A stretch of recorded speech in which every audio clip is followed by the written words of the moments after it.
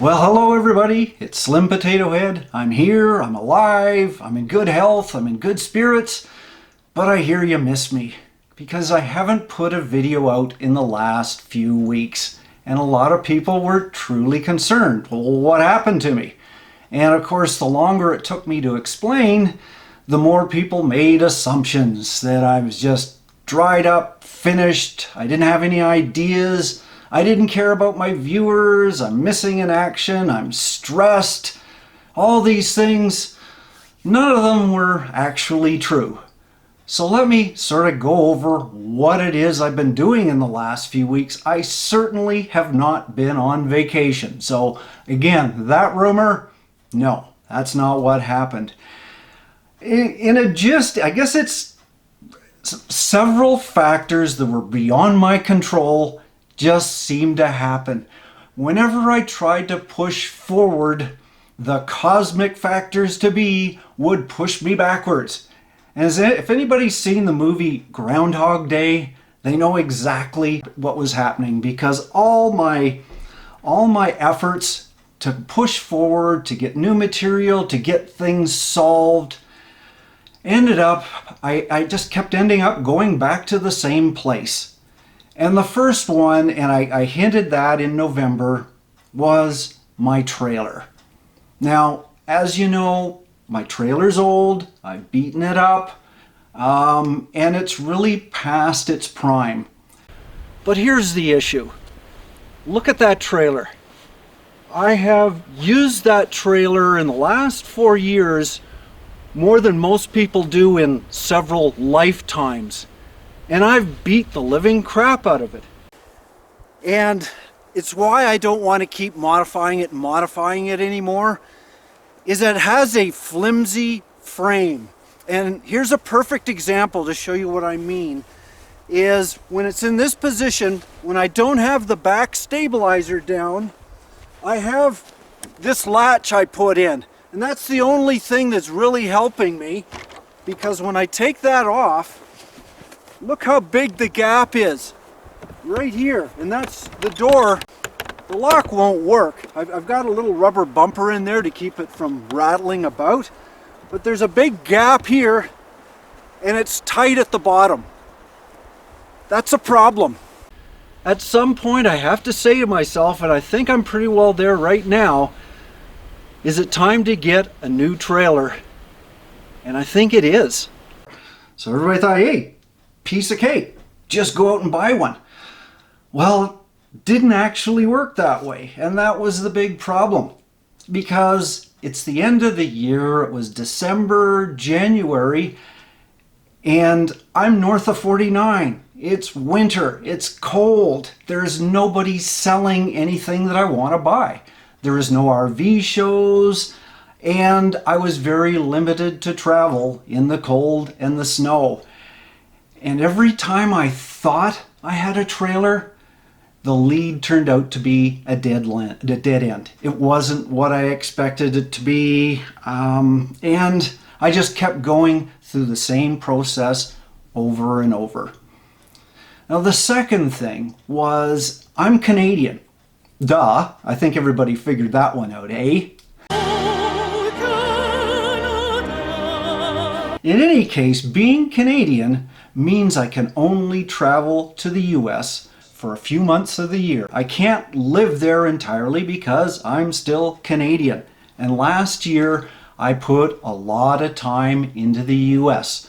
So I made the decision, or it was made for me, I couldn't just go back down to the southern states for the winter time this year. I had to look into options. And the first one was, well, hey, how about I just show everybody what it's like to camp in the wintertime? And I did a couple of videos with the trailer. Well, it was still in reasonable shape. And then I thought, well, let's go one better. Let's just go out there with a tent. And so I did a couple of videos of winter camping in a tent. And mixed reviews on those. A lot of people just didn't understand, well, why aren't you somewhere warm and comfortable? And why didn't you light a fire? Oh, there. You hear that? In fact, I did light a fire, and an efficient one at that. But too many appeared to have this preconceived idea that a huge bonfire was essential to winter camping. It really isn't. So, after I did those, it was time I had to go somewhere. And I thought, well, what's the exact opposite of camping in the north in the wintertime? So what I did, sort of a last minute inspiration, is I took off in an airplane. And yeah, that was another story. That was the trip. And that was a challenge because when I went down there, I really didn't know what to expect. I didn't do my research, but there was one thing I thought I could do, and it was going to be a first for me, and I was really excited about it, is I wanted to do a live stream.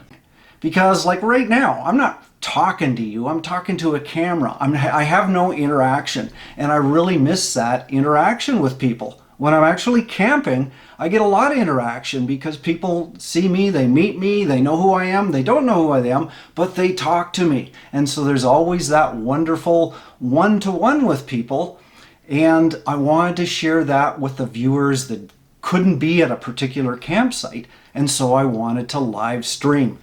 So I did my research. I even bought, see, I've got a little camera here to do live streaming. I was going to use my laptop, and I watched a few videos and I did a little bit of tests before I went down. And so the time came to do a live stream, and I set up my laptop and I was all ready to go live, except for some reason the screen went white. Total whiteout, frozen. Couldn't move anything. I had to do a hard boot. And when I did a hard boot, I corrupted Windows. And so that whole trip, after that time, I had no laptop. I couldn't upload my cameras onto a external drive or anything like that. I had to leave things on my card. I couldn't edit. I was stuck. And that was very, very frustrating. It gets to the point about technology. As much as I depend on technology, especially to do a YouTube video and to use my camera, technology and I have a very mixed relationship.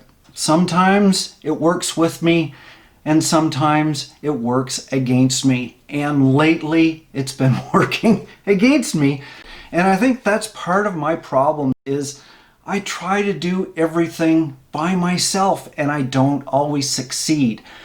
I don't have the knowledge, and a lot of time I don't have the enthusiasm because I really struggle with the technology sometimes. So I think in the next little while, if somebody wants to help me, I'm more than willing to learn from other people. And hey, I'd love to collaborate with people on a video as well. So maybe that'll happen this year. Who knows? Now there is good news in all this, and I'm just really excited to tell you that after so many dead ends with trailers, I finally got one. I have another trailer, and I'm really excited to tell you about it. But it leaves me with another quandary. What do I do with Abner?